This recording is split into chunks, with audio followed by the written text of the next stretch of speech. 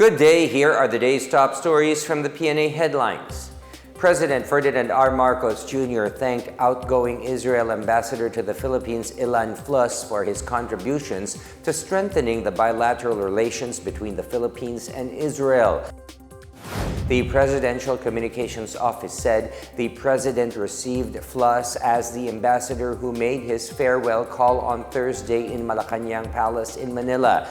In a news release, the PCO said Flus had strengthened cooperations between the Philippines and Israel in several key areas such as agriculture, education, and trade. Flus, who joined the Foreign Service in 1994, served as lead envoy of the Philippines from 2021 to 2025 and previously as Israel's Deputy Chief of Mission in Manila from 1995 to 1998. His contributions include facilitating introductions between the public and private sectors to advance innovation and technology in the Philippines and Israel. Before this, Flus represented Israel in various roles at the Israeli embassies in the Netherlands, South Africa, as well as Bahrain. He also held the post at the Permanent Mission of Israel to the United Nations in New York. The Department of Social Welfare and Development, or DSWD, is working to boost the Walang Gutom program, or WGP, to reach 750,000 beneficiaries by 2026. In a media forum, DSWD Undersecretary Eduardo Punay said the agency plans to scale up the WGP to 300,000 more food-poor families within the year and an additional 150,000 next year. This as the Philippine Statistics Authority, or PSA, showed the number of food-poor families in the country dropped to about 750,000 in 2023. The DSWD official said the initial target was 1 million household beneficiaries based on PSA data in 2021. Punay said the list of Walang Gutom beneficiaries will be based on the PSA's community-based monitoring system. He also said the program uses a whole-of-government approach to reach food-poor families with the help of the Technical Education and Skills Development Authority, or TESDA, Department of Labor and Employment, Department of Health, and the Department of Education. In his fourth State of the Nation address, President Ferdinand R. Marcos Jr. ordered to expand the WGP to eventually cover all food-poor households and end hunger by 2028. The program is being implemented in 22 provinces across 10 regions. Beneficiaries received electronic benefit transfer cards with 3,000 pesos worth of food credits to buy nutritious food items from accredited retailers. They also received training on nutrition education and upskilling for livelihood opportunities.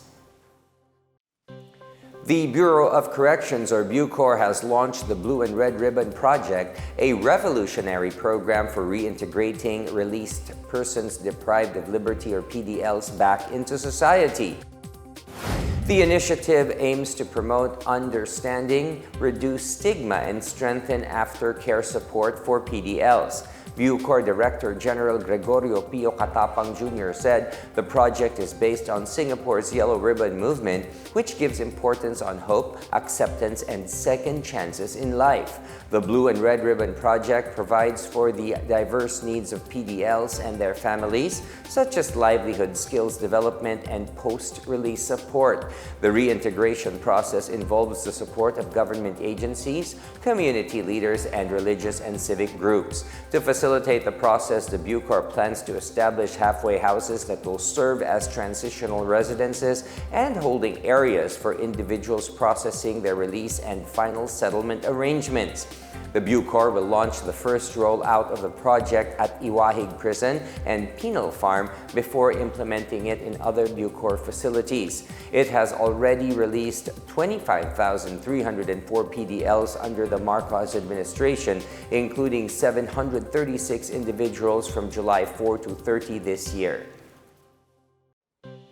The Philippine Health Insurance Corporation, or PhilHealth, on Thursday urged the public to register for the YAKAP ng Pamahalaan program to ensure access to health benefits. In an advisory, PhilHealth emphasized the vital services and financial aid provided especially to those who do not have a medical or health insurance plan. To use the health benefit, a PhilHealth identification number is required. Anyone can get their own plan online via PhilHealth member portal or offline at any PhilHealth local health insurance offices. Using the identification number, they can register in eGov PH app, PhilHealth member portal, PhilHealth office, or the chosen YAKAP clinic. Each beneficiary can receive up to 20,000 pesos worth of medicines per year from accredited pharmacies. They will be informed of their remaining balance from the 20,000 peso annual limit. In a PTV's Bagong Pilipinas Ngayon interview, Health Finance Policy Sector Senior Vice President of PhilHealth Israel Francis Pargas explained that the yakap ng pamahalaan is a rebranding of the Consulta program as the government urges every Filipino to consult doctors despite having no illnesses or early symptoms. Well, yung YAKAP actually, ASEC, is a rebranding of our Consulta program. Kasi yung Consulta po, parang ang dating sa mga miyembro ay magpapa-check up ka kung meron kang nararamdaman or meron kang sakit. Pero syempre ang primary care, hindi ganun po ang idea niya. It's really preventive and promotive. So, kaya po napalitan natin at from Consulta naging YAKAP na siya. Dahil ang gusto nating mangyari, nagpapa-check up ka or nagpapakonsulta ka kahit wala ka nararamdaman para maging malayo ka sa sakit.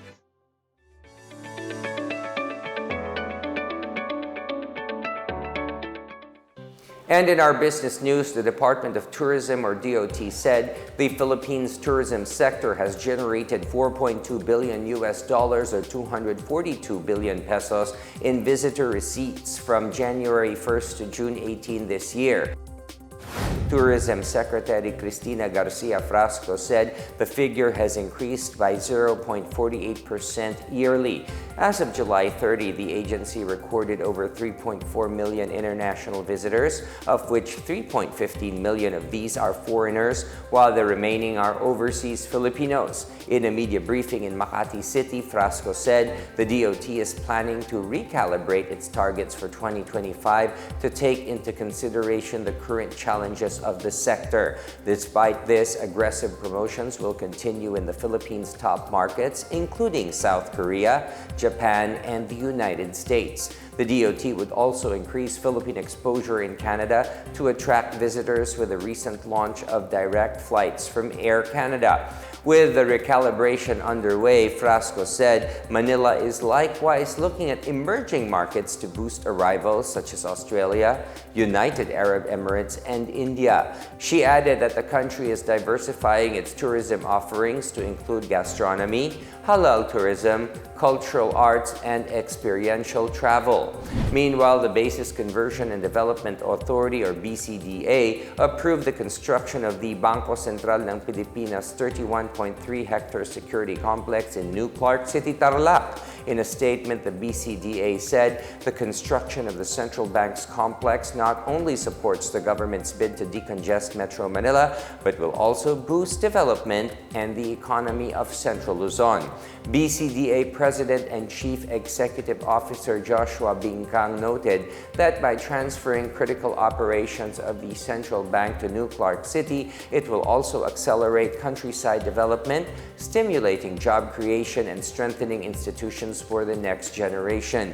The construction of the complex would benefit workers in Tarlac and those from neighboring areas.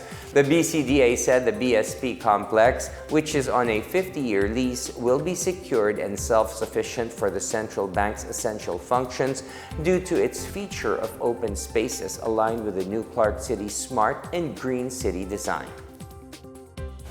And those are the latest and the biggest stories from the Pna Headlines. For more news updates, visit our website pna.gov.ph or our Facebook and X account, Philippine News Agency. You may also watch the Pna Headlines through the Philippine News Agency's YouTube account and via the News and Information Bureau website under PNA News. I am William Theo. This is the Pna Headlines, bringing you stories that unite the nation.